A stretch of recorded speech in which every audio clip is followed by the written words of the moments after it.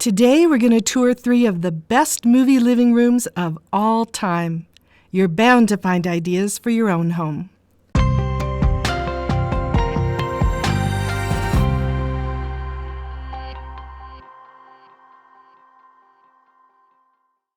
Hi, I'm Marina Coates. Welcome to Behind the Scenes and Cinematically Inspired Design.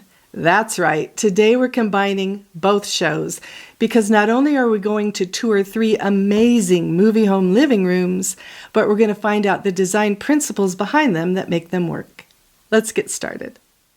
Living room number 1, A Star is Born. The home is situated on a cliff overlooking the ocean. But this home is incredible, even without the views. The home of 2 glamorous movie stars, Norman Maine and Vicki Lester, definitely calls for a grand entrance, and it does not disappoint. A beautiful set of double doors leads us into the entry. They're trimmed out in ashen wood with oversized knobs in the center. Instead of a typical side light, 3 wide panes of frosted glass are stacked on the side. Custom doors are very common in movie homes. It's one of the things that sets them apart. Spending a little more money for a unique front door can also make a big difference in your own home. You can get a lot of bang for your buck there. And it's the first thing people see when they enter your home. The cinema uses it to set the stage for what lies beyond, like a precursor to the design awaiting us inside. Now I'm going to show you the entrance to this movie home, but this time with a more typical door. See what a difference it makes? The cinema knows the importance of making an entrance. Now I want to draw your attention to the next important element of this grand entrance, the steps leading down to the main area. First, notice how wide they are. These are not your typical steps. Not only are they extremely wide, but they cascade down 2 at a time with large spans of landing in between. The effect is mesmerizing, almost like a waterfall pouring out into the ocean, perhaps mimicking the topography outside the home. Now we'll take a look at some of the artwork. This primitive-looking piece is large enough that we can't ignore its presence in the room. And with its placement near the entrance, it helps set the tone for the whole room. It says to us, this is no milquetoast home. Entertainers live here. Their lives are dramatic and larger than life. It also serves a dual purpose. Not only is it a statement art piece, but it also rises to reveal the projector when they gather to watch movies. Clever. But the painting that really catches our attention, both by its coloring and its placement above the fireplace at the heart of the home, is this one. A dramatic, colorful interpretation of the classic theater masks symbolizing comedy and tragedy. Why a painting of theater masks as a primary focus? Well, there's the more obvious and concrete interpretation. They're both actors. But if we look deeper into the metaphor, it's also telling us more about their personal story. That life, though beautiful and intriguing on the outside, often disguises the heartache and pain that exists on the inside, behind the scenes, behind the masks. And that was certainly true about the characters in this story. Interestingly, we also see parallels to Judy Garland's real-life career. She also came from humble beginnings, and through her sheer talent rose to be a huge star. And sadly, also grappled with some tragedies in her own life. Before we take the tour, I want to point out one more element of design at play throughout this room. And that is their use of scale, such as the extra-wide steps which transform each landing into a stage-like area. Another allusion to their story, their lives lived out on the stage. All great design is personal. And then there's the scale of this magnificent, long, horizontal fireplace that spans the entire width of this wall, transforming it into a showpiece. Let's have a little fun and see what this wall would look like with a standard-sized fireplace. What a difference that makes. Scale can change a room. Why do we fall in love with movie homes? What sets them apart from other design? The cinema uses design to create a mood and to tell the story of the people who live there. In fact, in the cinema, you could say, it's all about the story. It's not about trends. It never has been. That's not their job. Their job is to use design to help tell the story. Before set designers create a home, they first do their research. They research the characters, the mood, and the story. All of their design springs from this information. The question they want to answer is, how can the design help tell the story? How can it be used to help flesh out the characters?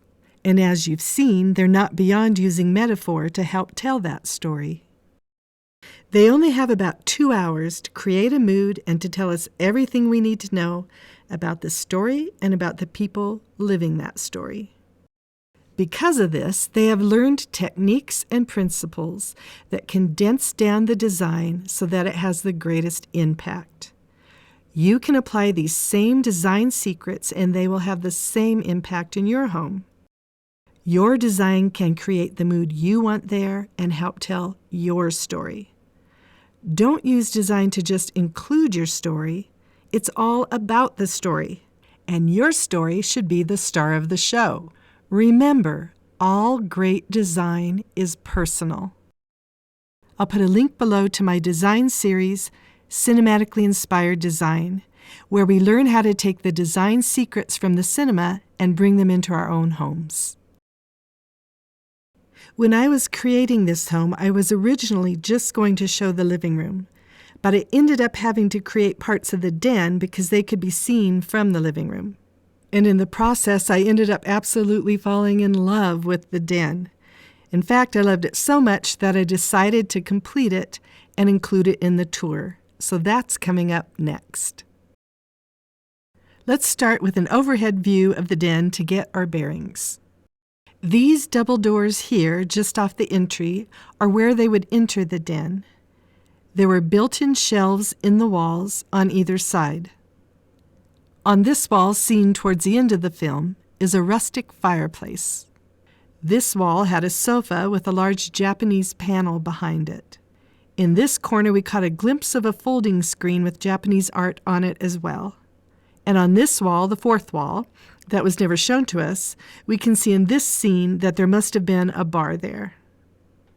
In this corner, there was a games table, and over the table was a wonderful mid-century modern brass lamp.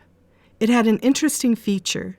It could be pulled down and then released to go back up. I believe this lamp was another possible source of cinematic metaphor. Norman Maine follows Oliver Niles, played by Charles Bickford, into the den.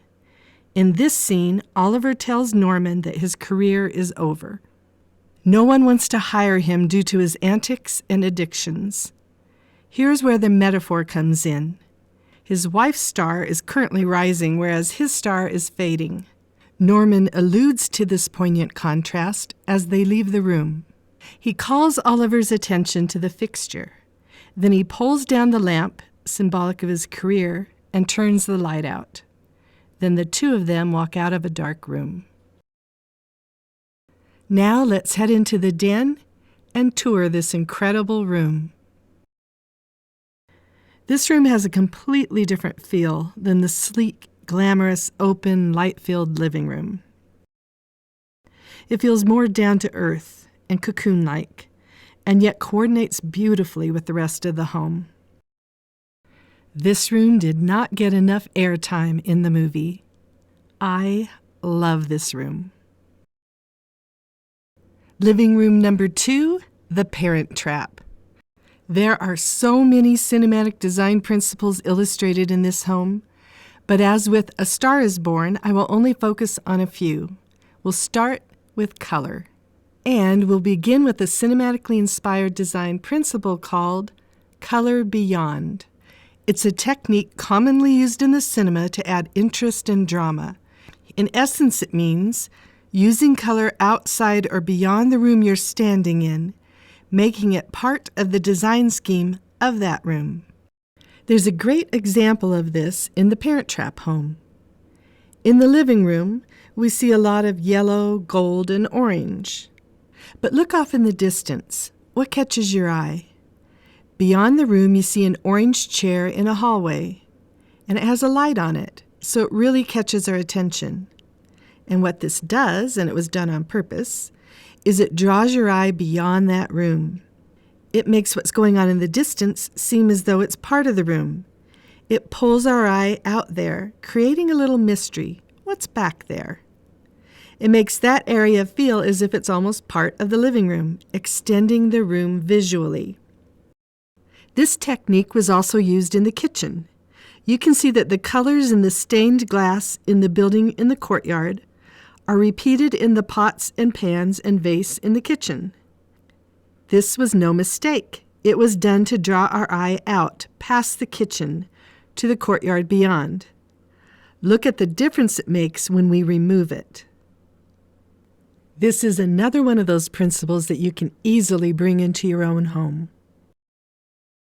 Another thing I love about this living room is the use of different materials. Notice the varied, perfect blend of textured materials found in just this one room. Thick, creamy stucco plastered walls, stone, wood, colored glass tiles, and sisal carpeting. You would think it would all be too much, and yet it was layered together meticulously, achieving perfection in this movie home and creating an instant classic in the process. Here's another example of metaphor, or something that symbolizes something else. Notice the different pieces of artwork chosen for the house in The Parent Trap. We see big, chunky, rustic frames for most of the paintings. We see large-scale furniture, even extra-wide hallways. Horse sculptures, some with a primitive feel to them. These features describe the owner of the ranch, Mitch, played by Brian Keith, a bachelor who is big and tall and broad-shouldered, a hard-working rancher who prefers old Jeeps and blue jeans. And yet, let's examine that artwork again. What type of artwork do those big, chunky, rustic frames hold? They're full of color, beauty, and cultural refinement. All of this describes Maggie, his ex-wife, who re-enters the picture, played by the lovely Maureen O'Hara, who's full of life, color, and beauty. She dresses in the latest fashions. She's from Boston and lives a culturally refined lifestyle. The artwork is giving us a pretty big hint from the moment we enter the home that these two could potentially still work well together. Once again, design was used to tell the story. Are you getting the point? In the cinema, it's all about the story. Shouldn't design be about that in your home too? Why would you want to tell someone else's story or follow a trend? If you want your home to feel like comfort food, a place where you long to be, begin by making sure it's telling your story and creating the mood you want to have there, not borrowing from others or following a trend. All great design is personal, and you and your family should be the star of this show. Sure, you can have it look like the myriad of homes you see in design magazines and shows, and it will look great temporarily, but is it you? Is it distinctly unique as you are? When I take you to the cinema for design clues, it's not to copy a movie home, because that would basically be doing the same thing, taking someone else's design, someone else's story as your own. Instead, I teach you the design principles that create the mood you want in your home and help you tell your story through design. Living room number 3, North by Northwest. These are in no particular order, by the way. I'm obsessed with all of them. This home always makes the top of any list for best set design. And anyone who has watched the movie knows why. The set design is to die for. Director Alfred Hitchcock requested that the set be designed to resemble a Frank Lloyd Wright house, and production designer Robert Boyle did not disappoint. Just as the movie itself was a compilation of the best of Hitchcock's signature moves, The set design also encapsulated the best elements of a Frank Lloyd Wright home. Most importantly, as the famous Frank Lloyd Wright quote goes, he made sure that the home was of the hill rather than on the hill. The home truly feels at home there, nestled in the stone and enveloped by the nature surrounding it, including Mount Rushmore. Let's break down some of the elements and principles that make this living room work. Let's start with the color palette, which continues on with the Of the Mountain theme. The colors are mostly subdued, earthy, and natural. The only major variant on that theme is the saturation found in the dark pumpkin-y pillows on the sofa and chairs that is mirrored in the wardrobe of Eve Kendall, played by Eva Marie Saint. This saturation was needed to add life to this earth-toned room. This home belongs to Philip Van Dam, played by James Mason. James Mason is one of those actors that if he's in a movie, I'll watch it. He's that good. What a nice coincidence that he happens to be in 2 of the movies that made this list for Best Design. Now let's look at some of the art pieces in this room and what they reveal about his character. Notice the absence of what might be called typical home decor. Instead, we see artifacts, sculptures, and other museum-type pieces, indicating a world traveler with refined taste, which makes sense. Philip Van Dam, in the course of the film, attends an art auction exhibiting exquisite pieces of art. We also know he has his own private plane, including a personal runway, on his Mount Rushmore property, allowing him the freedom to travel the world. Rugs are art too, just art found on our floors. In fact, often taking up more space than the art on our walls. The rug chosen is rugged, hand-woven, and exotic, and I'm sure not coincidentally reminiscent of the stained glass work of Frank Lloyd Wright. What absolutely makes this room is that floor-to-ceiling stone fireplace. The stone wraps around and even continues on to the upstairs wall, perhaps mimicking the grandeur of the mountains viewed from the home. And rather than being flat, the stone appears to have been carved out, forming insets and protrusions and even creating 2 separate openings to the hearth. It's a true work of art, a life-sized sculpture displayed in the room. Another incredible space in this room that we don't get to see enough of is the bar area, tucked away in this corner of the room, with a full-length window behind it and a swiveling TV on one end. Since the TV couldn't easily be seen from any of the furniture groupings, this was most likely placed here for one reason alone, to aid the plot of the movie, when the reflection of Roger Thornhill, played by Cary Grant, can be seen in the screen. At the other end of the bar is a passageway behind the stone pillar by the dining room table. We didn't get to follow the housekeeper back there in the film, but you will get free access to it in the tour today. And lastly, another favorite feature, the staircase. Rather than being perpendicular to the room, it runs at a diagonal, adding a point of interest and possibly pointing to and playing on the title of the film, North by Northwest. I have a whole episode dedicated to the use of architectural features in a home, taking our cues, of course, from the cinema. Now let's take a walk around the main room and see all of the elements mentioned close up. The best works of art, be they movies, books, paintings, or music, are the ones where with repetition you catch more and more things. Those are the classics, the ones that never get old. The metaphors and details don't necessarily register on the first viewing, but we intuitively know that something more is there, something deep, something alluring. The possibilities intrigue us. And so it is with design. The details matter, how they draw us in, how they make us feel.